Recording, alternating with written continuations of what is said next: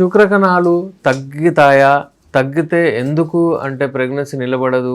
దాంట్లో ఒకవేళ ఎంత రేంజ్ ఉండాలి ఏంటి? దాని గురించి మాట్లాడదాం. అసలు ఈ శుక్రకణాలు ఎందుకు తగ్గుతాయి? అవి కూడా చూద్దాము. మీ లైఫ్ స్టైల్ గురించా? లేకపోతే ఏదైనా రోగం, ఏదైనా ప్రాబ్లం, ఏదైనా డిసీజ్, ఏదైనా ప్యాథాలజీ ఏదైనా ఉంటుందా? దాని గురించి మాట్లాడదాము.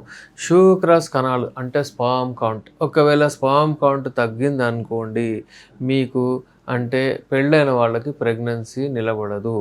యూజువల్లీ అతిగా హస్త ప్రయోగం చేసి చాలామంది ఎక్కువగా ఓవర్గా మాస్టర్బేషన్ ఎవరైతే చేస్తారో వాళ్ళకు నీళ్ళలాగా వాటర్ సెమెన్ అయిపోతుంది. అయితే ఇది డైరెక్ట్లీ రిలేటెడ్ లేదు. అంటే ఇట్లా హస్తప్రయోగం చేయడం వలన స్పర్మ్ కౌంట్ తగ్గుతుందని చెప్పలేము, కానీ మా ఎక్స్పీరియన్స్లో మేము చూస్తాం చాలామందికి అలాంటి ప్రాబ్లమ్స్ వస్తాయి. ఇప్పుడు నీళ్ళలాగా వాటరీ అయిపోతే సెమెను, వీర్యము నీళ్ళలాగా అయిపోతే దానికి అర్థం ఏంటంటే అక్కడ స్పర్మ్స్ తగ్గాయి అన్నమాట. అది మనం గమనించవచ్చు. టెస్ట్ చేస్తే మనకు కన్ఫర్మ్ అవుతుంది. ఈ స్పర్మ్ కౌంట్ అసలు ఎందుకు తగ్గుతుంది దాని గురించి చూద్దాం.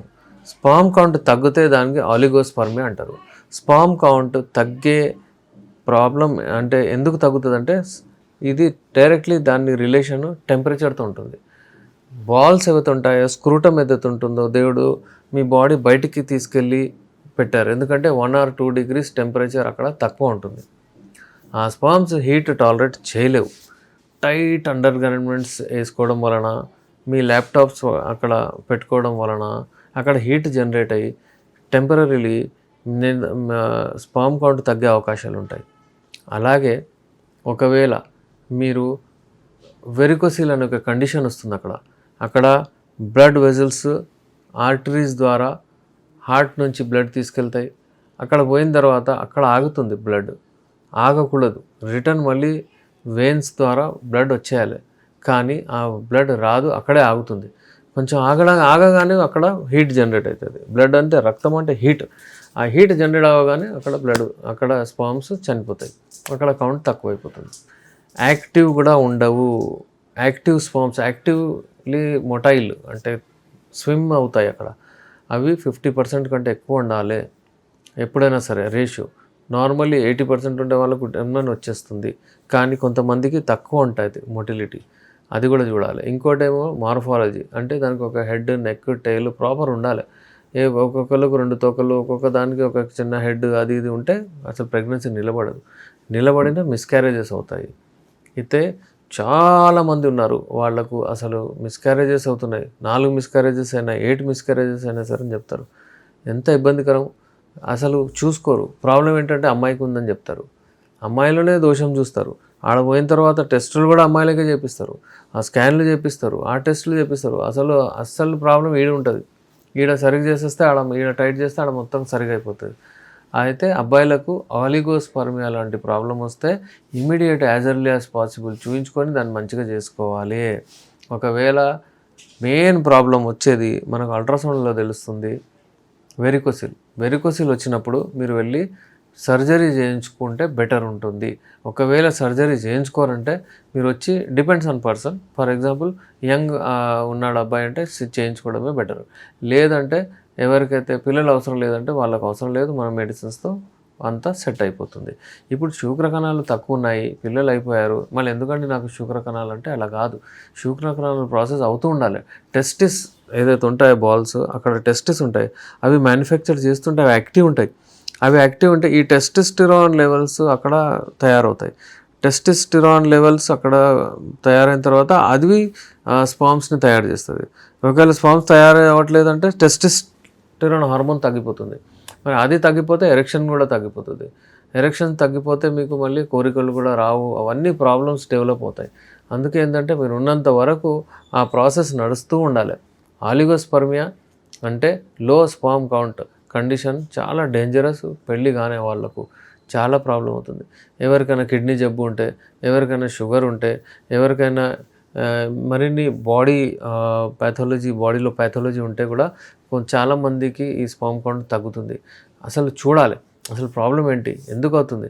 ఎపిడైడమిస్ అని ఉంటుంది. ఎపిడైడమిస్ సిస్ట్ కూడా వచ్చేస్తుంది అప్పుడప్పుడు. ఎపిడైడమిస్లో ఇన్ఫెక్షన్ కూడా ఉంటుంది. ప్రాస్టేట్లో ఇన్ఫెక్షన్ ఉంటుంది. బ్లాడర్లో ఇన్ఫెక్షన్ ఉంటుంది. వాటి వలన కూడా ఈ స్పామ్ కౌంట్ మీద చాలా ఎఫెక్ట్ పడుతుంది. యూజువల్లీ స్పామ్ కౌంట్ వివిధ రకాల ల్యాబ్లో వివిధ రకాల రీడింగ్స్ ఇస్తారు.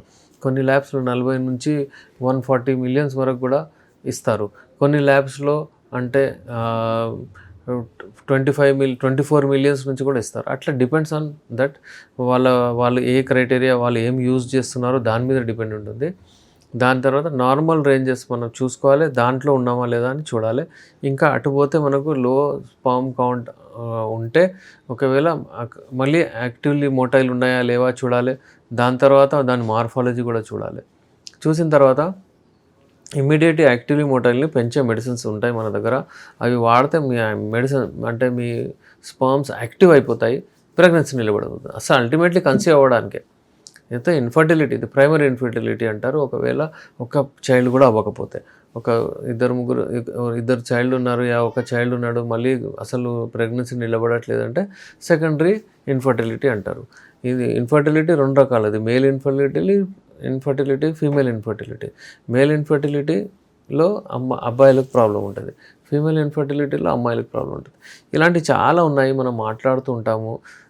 థ్యాంక్ గాడ్ నేను అంటే మన పేషెంట్స్కి నేను చాలా కనెక్ట్ అవుతాను.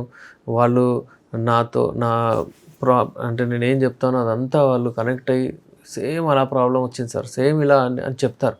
ఇది చాలా మంచి విషయం. ఎందుకంటే ఏదో లెక్చర్ ఇచ్చినట్లు, డాక్టర్స్ చదివించినట్లు చెప్తే వాళ్ళకు, మన కామన్ పీపుల్కి ఏం అర్థం కాదు. అందుకే ఈజీగా అయ్యేటట్టు నేను చెప్తాను. ఇప్పుడు ఇంట్లో కూర్చొని స్పామ్ కౌంట్ ఎలా పెంచుకోవాలంటే ఇప్పుడు సింపుల్ ఒకటి నేను చెప్తాను మీకు. తుఖ్మే కౌంచ్ అంటారు. కౌంచ్ అది మీకు మార్కెట్లో ఎక్కడైనా దొరుకుతుంది. అది తీసుకొని దాన్ని పౌడర్ చేసి మీరు ఒక ½ టీస్పూన్ అది వాడచ్చు. అందులో కొంచెం సాలబ్ మిశ్రీ లేకపోతే సాలబ్ పంజా అని వస్తుంది. అది తీసుకొని కూడా పౌడర్ చేసి అందులో వేసి కొంచెం చిట్కంతా తీసుకొని 1 నెల వాడండి. అది 2 అదొక చిట్కా, ఇదొక చిట్కా పాలల్లో వేసేసి పాలల్లో వేసి మంచిగా అది 1 కప్పు పాలల్లో వేసి తాగండి డైలీ. తుఖ్మే కౌంచ్, ఇంకోటేమో ఇది సాలబ్ పంజా, అంతే. ఈ 2 వాడి మీరు పెంచుకోవచ్చు. ఒకవేళ ఎక్కువగా తక్కువ ఉన్నాయి అంటే ఇమ్మీడియట్లీ మాతో కన్సల్ట్ అవ్వండి. మన దగ్గర మెడిసిన్స్ ఉంటాయి. ఈ మెడిసిన్స్ ఏంటంటే ఇప్పుడు యూజువల్లీ స్పామ్ కౌంట్ లో ఉండి ఎజోస్పర్మియాకి వెళ్ళిపోతుంది. అంటే తక్కువ అంటే ఒలిగోస్పర్మియా అంటారు. మరీ తక్కువ అయిపోయి ఏజోస్పర్మియా అంటే ఆ ఏజోస్పర్మియా కండిషన్ వస్తే మళ్ళీ అక్కడ నుంచి పెరగడం చాలా కష్టం అయిపోతుంది. అందుకేంటంటే టైం వేస్ట్ చేసుకోకుండా ఇమ్మీడియట్ వచ్చి మీరు కలవండి. ఒకవేళ 1 year లోపల మీరు ఉన్నారంటే ఇది యూస్ చేయొచ్చు. 1 year లోపల మీకు టెన్షన్ ఏం లేదు, మీరు ట్రై చేసుకుంటూ ఉండొచ్చు. ఓకే, ఇలాంటి ప్రాబ్లమ్స్ కొరకు ఉంటే దానికి మెడిసిన్ కొరకు యునాని మెడిసిన్స్కి ఆప్ట్ చేయండి. Without any single side effect మనం ట్రీట్మెంట్ చేస్తాము. నేను మీ డాక్టర్ ఎస్ఆర్ రెహమాన్, ఎండి యునాని, నాంపల్లి, హైదరాబాద్ నుంచి.